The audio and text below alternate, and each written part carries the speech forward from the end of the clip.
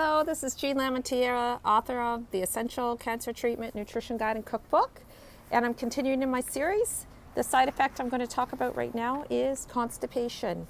Now, what's super important about constipation is that you need to know what's causing it. So, and I would divide constipation into two categories, either related to obstruction or without obstruction. So let's talk about without obstruction.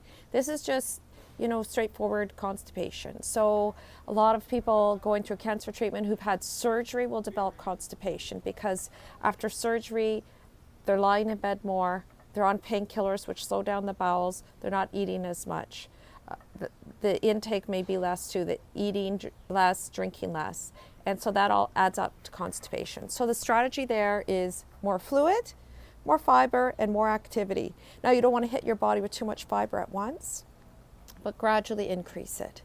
Now, it's super important to know what's causing your constipation, because if you have an obstruction, your nutrition strategy is the opposite.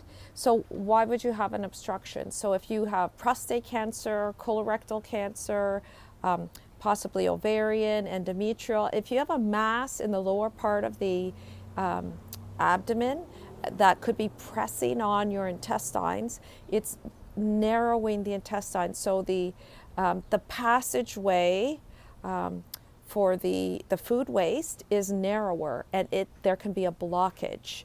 And if there's a blockage, that's called an obstruction. And if the obstruction goes on untreated, you could actually perforate your bowel, which is a medical emergency. So if you've been 3 days without a bowel movement, you should probably go to the emergency department, because it's a very dangerous situation.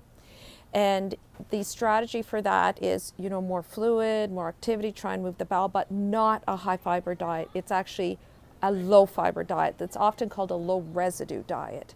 But one recipe from my book that could work for both types of constipation is this one called Mexican hot chocolate. And you can see I have a little legend here with all my recipes, and it says for constipation. Now, why would this work for both? It's because this recipe is not a high fiber recipe. It helps move the bowels because of the temperature. So on an empty stomach, if you have a hot liquid followed by a cold liquid, like refrigerator temperature, that can help stimulate the bowels and help to create a bowel movement, which can help evacuate the bowels, whether or not it's from obstruction or not. So I hope that helps. If you want more information, you can pick up a copy of my book, either on from your favorite bookseller, or it's also available on my website.